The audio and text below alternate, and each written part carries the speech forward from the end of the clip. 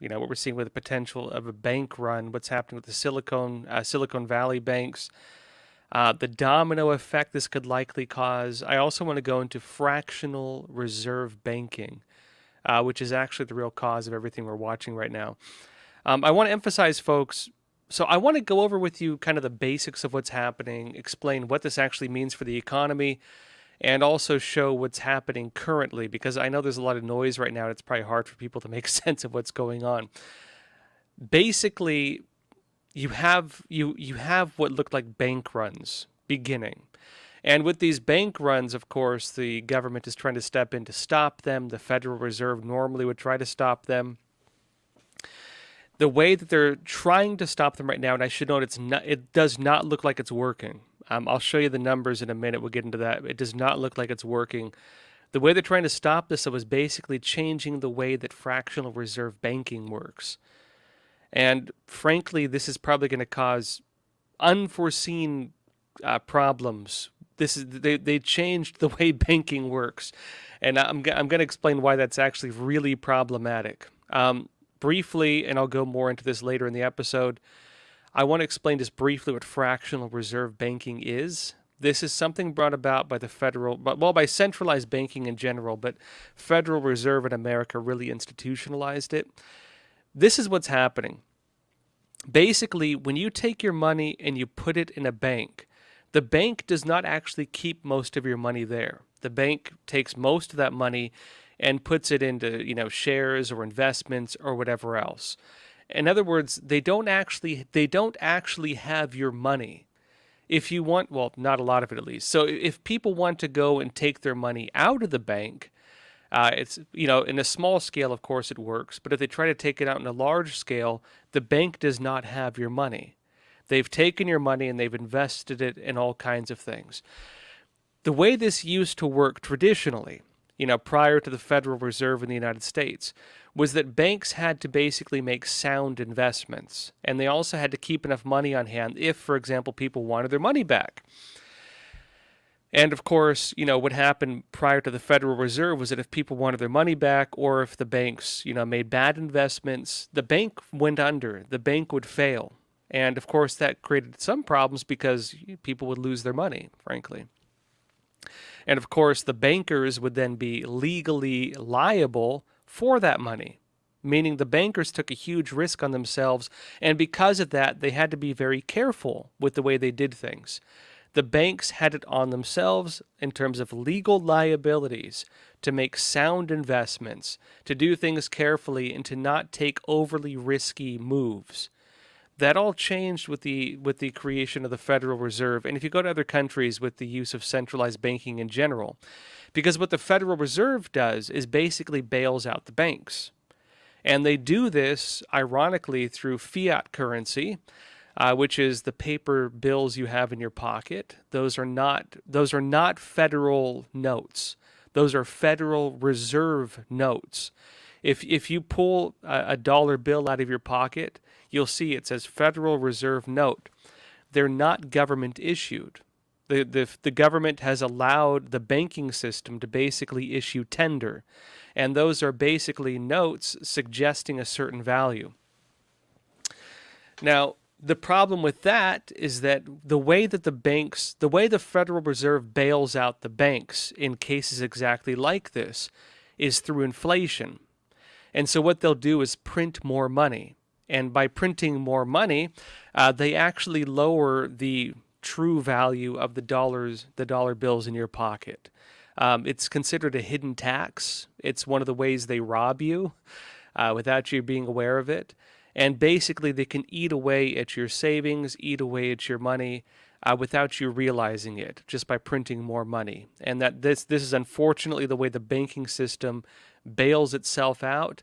How they how they transfer those costs back onto the taxpayers. And what we're watching right now is basically a move that is changing this whole system for the worse. Let me explain. All right, folks, I'm going to go a little in depth into this today, and stick with me because I'm going to be going into some of the problems with the banking system and some of the real problems that exist caused by, frankly, just what I would regard as the most corrupt institution in the world. Let's go into it, folks. So first of all, let me show you the Federal Reserve website. They had a new announcement. To give a basic picture of what happened, basically you have this bank, right? It's the Silicon Valley Bank. And the Silicon Valley Bank made basically a bad investment move. The Silicon Valley Bank, the one that started all of this, was basically, engaged in like ESG, environmental social governance policies. They were pushing for like gay rights and all these things like that, while not making very smart investments with their money. Basically, there was a very short-term increase in the amount of money they had, and they took that short-term money and put it into long-term investments, meaning it was a bad investment. Sure enough, they lost, right? It was a risky move, and they lost. Now what's happening is that people saw they lost, people wanted their money out of the bank, but the banks can only pay you back a certain amount of money in terms of what is insured by the system, $250,000 for most people, meaning, a lot of Silicon Valley, these tech startups and tech companies that have more than $250,000. And keep in mind, folks, if you own a house, your house is probably worth more than $250,000. For a lot of people, that's not a ton of money to have in the bank, especially if you're a business. That means that those businesses, those people who own, more than that and have that in the bank, basically we're going to lose all the money beyond that. That caused a run on the bank. People wanted their money out before basically they weren't able to give back the money, meaning you'd be able to only get back max $250,000.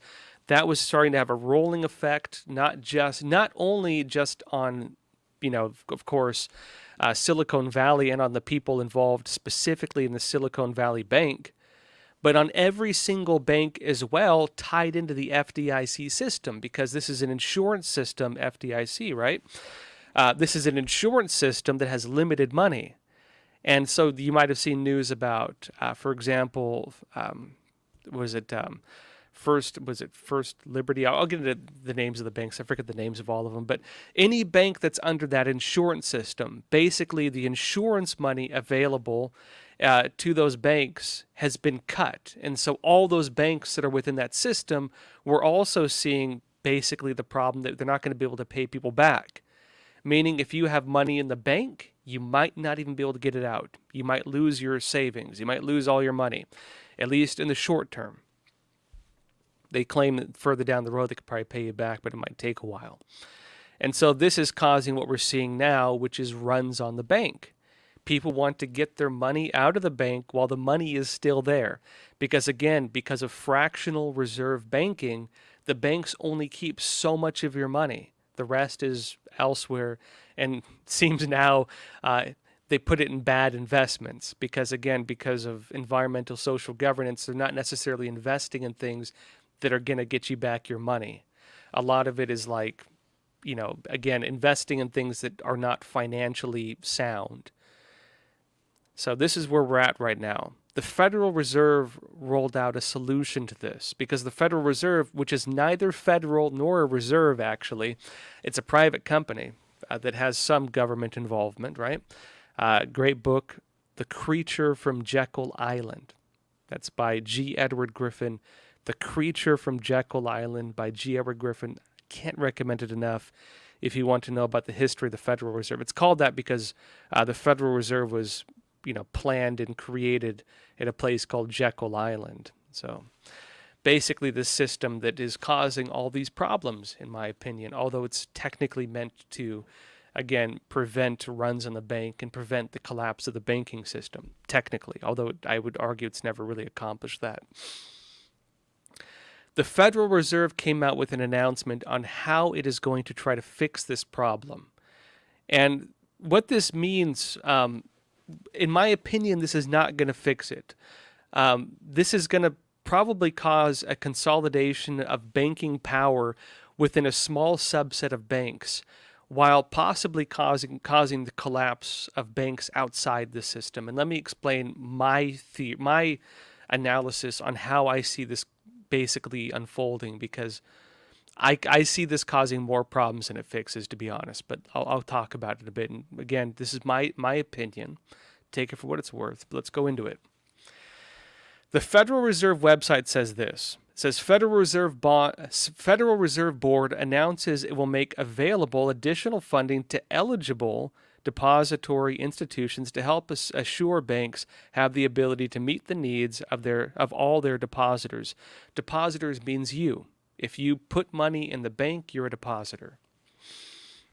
It says, to support American businesses and households, the Federal Reserve Board on Sunday announced it will make available additional funding to eligible depository institutions to help assure banks have the ability to meet the needs of all their depositors. In other words, for the banks that are eligible, meaning not all of them, they're going to make it so that the banks are able to give back money that they no longer have. Right? Let's explain. It says this action will bolster the capacity of the banking system to safeguard deposits and ensure the ongoing provision of money and credit to the economy. The Federal Reserve is prepared to address any liquidity pressure that may arise. Liquidity is basically a fancy way of saying that assets they don't actually tangibly have, right? It's liquid assets. The additional funding will be made available through the creation of a new bank term funding program. And get used to that word because this is what's changing now. The bank term funding program, brand new, folks, offering loans of up to 1 year in length to banks, savings associations, credit unions, and other eligible depository institutions pledging U.S. Treasuries, agency debt, and mortgage-backed securities, and other qualifying assets as collateral. In other words, all the things the banks are putting money in are now going to be counted as basically like part of that pool of money they can give back, and the Federal Reserve is going to be managing that process, from what I understand. It says these assets will be valued at par because, as I mentioned, the banks don't actually keep all your money. They invest it, they buy real estate. They're saying actually within like 30 years or maybe even shorter than that. I've heard analysis about like 2030. About half of all real estate in the country, in the United States, is going to be owned by the banks. The banks have unfortunately basically become part of our government, is the way it works, thanks to the Federal Reserve and the way the system unfortunately works. But I'll explain this a bit more. But basically, again, they don't keep all your money. They put it into different investments, mortgage, all these different things. Those things are going to be basically collateral, which are going to be counted as assets the Federal Reserve takes into account as a way to pay back people if there's a run on the bank or something like that. In other words, the Federal Reserve is recognizing these things as money, basically, to an extent, right? They're collateral, right? It says these assets will be valued at par. The BTFP, this new program, will be an additional source of liquidity against high-quality securities, eliminating an institution's need to quickly sell those securities in times of stress. So the banks would actually have to get rid of those things. It won't have to sell the real estate. It won't have to pull its money out or whatever else or sell its shares. It can keep all of those, and the Federal Reserve basically bails out the bank. It says the BTFP will be an additional source of liquidity, with approval of the Treasury Secretary, so the federal government was involved with this, the Department of the Treasury will make available up to $25 billion from the Exchange Stabilization Funds as a backstop for the BTFP. $25 billion is not going to be enough to save the banks, I'll tell you right now, but let's go further into this. And even that's a lot of money, right? It says the Federal Reserve does not anticipate that it will be necessary to draw on these backstop funds. After receiving a recommendation from the boards of the Federal Deposit Insurance Corporation, that's the FDIC, which is, again, what provides the $250,000 of insurance to FDIC-protected banks, like the Silicon Valley one, right?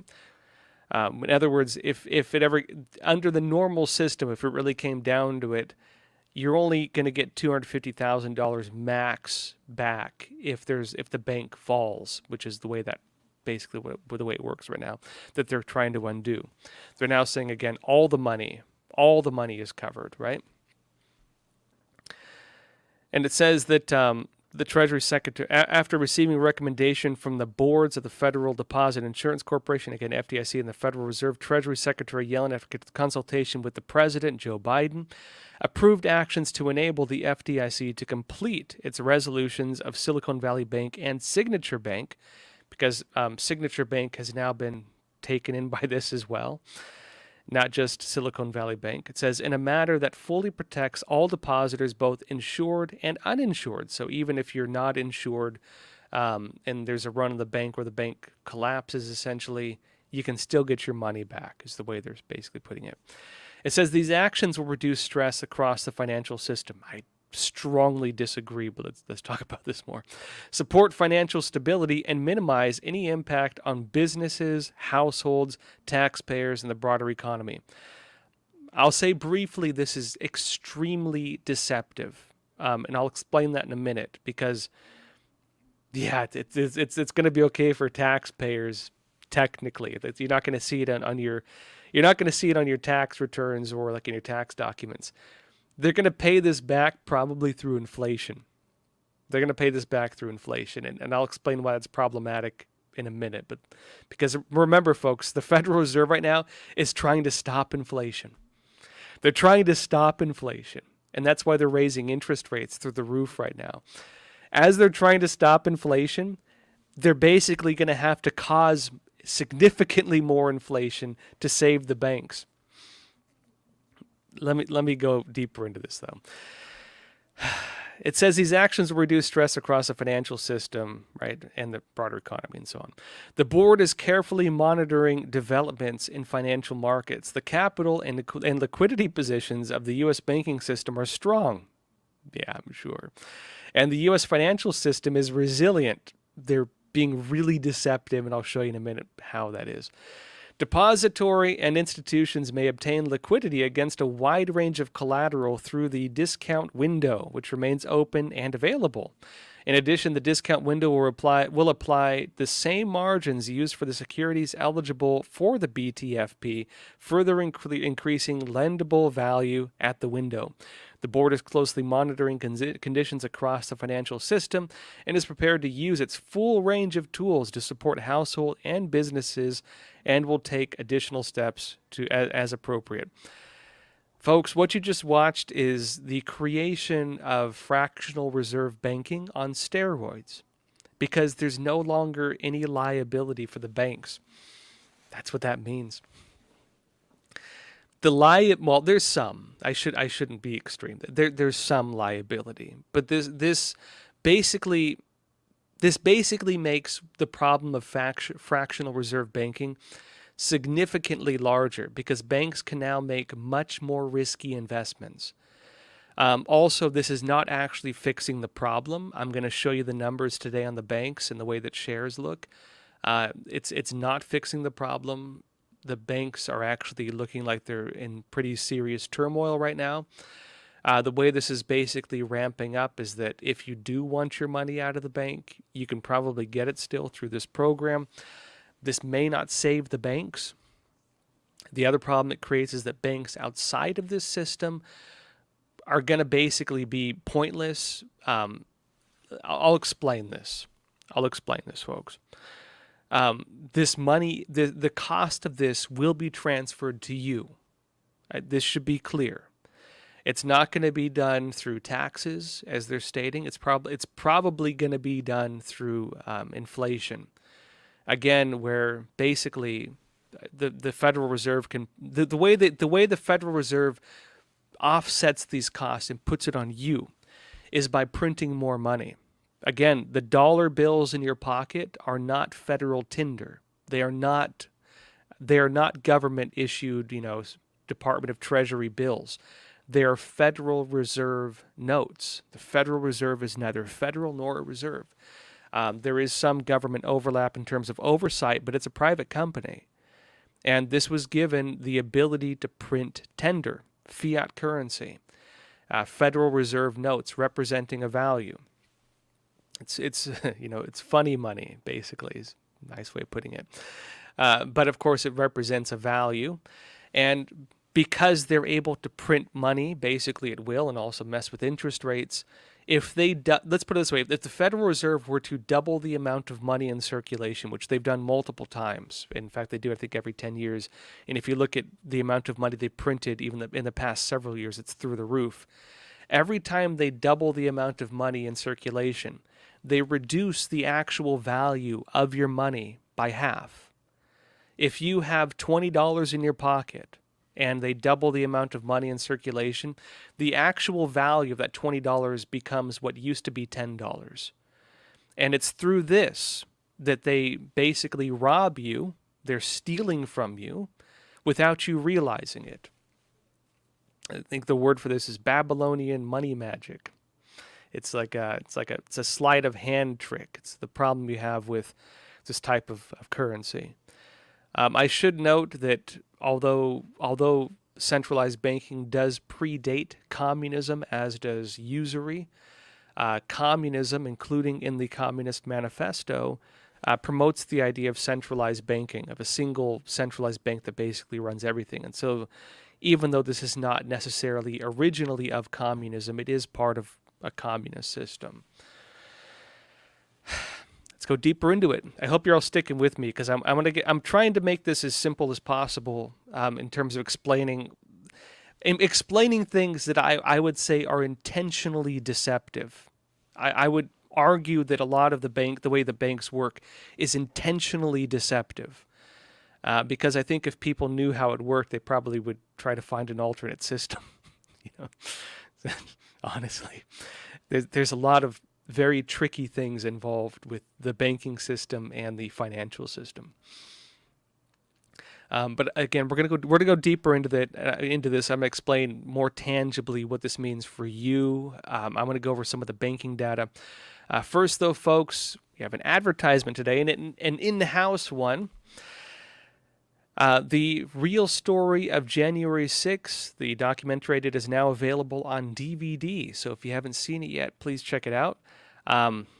You never know where things are going to go in terms of streaming and so on. If you want to have a copy of that DVD, which includes video that I don't think anybody else has, or hardly anyone has, I should say, you can buy that DVD. If you want to send it to someone, if you want to have someone store, buy it, folks. That's on the Epoch Shop, EPOCHSHOP.com. Again, that's EPOCHSHOP.com, epochshop.com. You can buy The Real Story of January 6th. We have some of our other documentaries on there as well. Again, now available on DVD. And you can also use the promo code Joshua, my name, Joshua, to get 20% off. Again, check it out, folks. All right, that said, let's go a bit deeper into what's happening right now. Now, this is already having some shocking implications. Even though they basically have created essentially a bailout and they've taken the problems of fractional reserve banking and, in my opinion, made them worse in ways that are like, we don't even know what the consequences of this are going to be yet. Let's put it that way. This basically takes the problem of fractional reserve banking and just institutionalizes it on a deeper level. It does not look like it's working. In fact, it looks like it's frankly not solving anything right now. And I'll explain a bit my analysis on where this actually could lead us, because if you make it so that some of the banks that are covered within this basically are no longer liable to, let's say, having to pay back people's money. What incentive, right? What incentive do big businesses have for keeping their money in the other banks? And let me think about this, folks. Let's paint a picture that's not necessarily technically representative, but is symbolically representative. Let's say that 50% of the banks are now basically immune to any kind of bad financial turnouts, and that if there's runs in the bank, they're going to be bailed out by the Federal Reserve and by the U.S. Treasury. Let's say, hypothetically speaking, 50% of the banks are like this now. The other 50% of the banks who do not get involved in that, hypothetically speaking, again, what's going to happen to them? Right? They're not protected like this. Now imagine you're a big corporation or someone who's involved in real estate and you have more than $250,000, right? You have more than $250,000. Why would you keep your money in these banks and not move your money to these banks, the ones that are protected beyond that? They can give you everything back. There's no incentive anymore, right? What's going to happen to the banks outside this system, in other words? I can tell you my analysis. People are going to pull their money out of these banks and put them into these banks because these banks no longer have liabilities, essentially. These banks can pay you back every penny if something goes wrong. And I think you're going to watch runs on these banks. They tried to solve the bank run problem by making it so you're now incentivized to do a run on the bank if you're part of the uninsured banks. And we'll see what happens, but I can't imagine a big company keeping their money beyond $250,000, whatever the insurance covers, in any bank not part of this new system they created. It's going to be one of two things. Either you're going to see runs on these banks and the collapse of this entire independent banking system, basically, or you're going to see these banks freak out and get in on this program through the Federal Reserve as quick as they humanly can because they're going to collapse otherwise. This is the new problem that's been introduced. But let's go deeper into this. This is all new. It's a pretty serious change to our banking system. It's all new. But let's go deeper into this, folks. This is going to have some shocking implications, just put bluntly. And I'm going to show you some analysis from some other folks. This is Wall Street Silver. Some folks who more independent investors, but tend to have a pretty good, finger on the pulse. They're saying this on Twitter. Did FDIC insurance for depositors just become unlimited? And they're talking about the release from the U.S. Treasury and from the Federal Reserve we just discussed. They said, good luck ever walking this back for any future bank failures. If some local farmer bank in Kansas doesn't get the same treatment, watch them scream because there's probably runs of the bank for anyone outside the system, as I just mentioned. They say if all bank deposits are now insured 100% by the U.S. government, what new moral hazards are we building into the system? If there is zero risk to bank risk managers making lousy decisions, they can bet the bank for their annual bonus, knowing the U.S. government will cover them if they get it wrong. Again, this is one of the problems of fractional reserve banking, and this has now been institutionalized 100%. And again, we'll go deeper into this. I'll unravel this a bit more. But oh my gosh, folks. They said, our debt limit is maxed out at $31.4 trillion, yet somehow the U.S. Treasury can back all bank deposits in the USA with unlimited risk and make all depositors whole while banks have $600 billion plus in unrealized losses on their books. And you think the Fed is still going to keep hiking rates and break more bond portfolios on the balance sheets of those commercial banks that the U.S. Treasury has to cover now? Some are claiming it was only two banks. The deposit guarantees is not for every bank. Again, Silicon Valley Bank and this other one. If that's the case, every small to medium regional bank will have deposits flowing out this week to those banks that are systemic and safe. Only two banks will become all of them. The same issue I just mentioned. Any bank not under this system, there is zero incentive for anybody with over $250,000 in the bank to not move all their money to those insured banks, not to mention people even probably under that. This is going to basically eliminate the banks outside this system, is what's going to happen. And not to mention, again, the fact that there is now zero liability, or I shouldn't say zero, there's very little liability for the banks and how they invest your money or what they do with your money now, because they can take extremely risky moves. Again, this is the problem of fractional reserve banking. They can take very risky moves now with almost no liability. And they will be bailed out, and that cost of them getting bailed out when they do make bad decisions and fail is going to be on you, and that's very likely going to be through inflation. And again, we're dealing with the problem. The Federal Reserve is already trying to fix that. They're already increasing interest rates through the roof, and they're continually raising them in order to try to reduce inflation. But to fix this and pay this back, they're going to have to create inflation, very likely, because this is how they do it, and the powers they were given through again when we created the Federal Reserve. They will have to print money in order to use the hidden tax of inflation to steal your money without you realizing it through inflation again, in order to pay back these banks. I don't know how this is going to work in terms of, again, the way the Federal Reserve is trying to stop inflation, because you're watching two freight trains coming head on right now is what you're watching, right? You're watching the freight train of rising interest rates and them trying to reduce inflation, while them having to increase inflation to bail out the banks and stop a bank run and basically collapse the whole economy.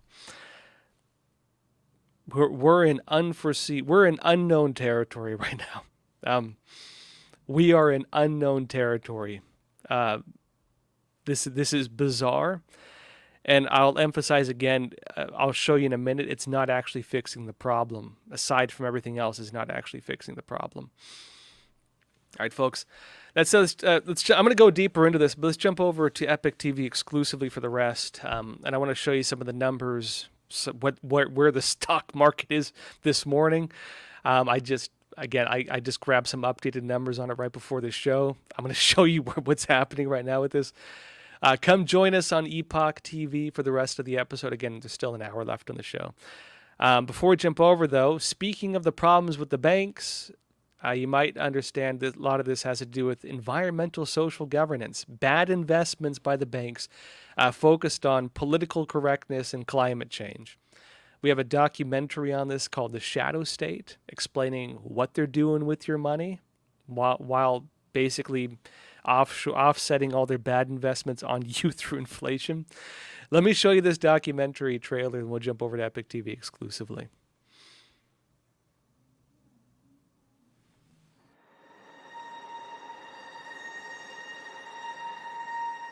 In America, politics and business are two separate worlds. Politicians make laws, CEOs make profits.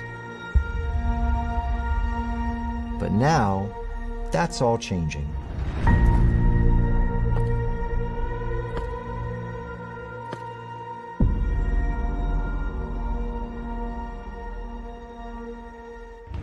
A movement has been growing to unite corporations, governments, and global institutions. Its purpose is to deal with issues like climate change, racism, inequality, and gun control. It is called ESG. How does it work? And how will it change our lives? Are we bending Wall Street to our will, or are we the ones who will be manipulated?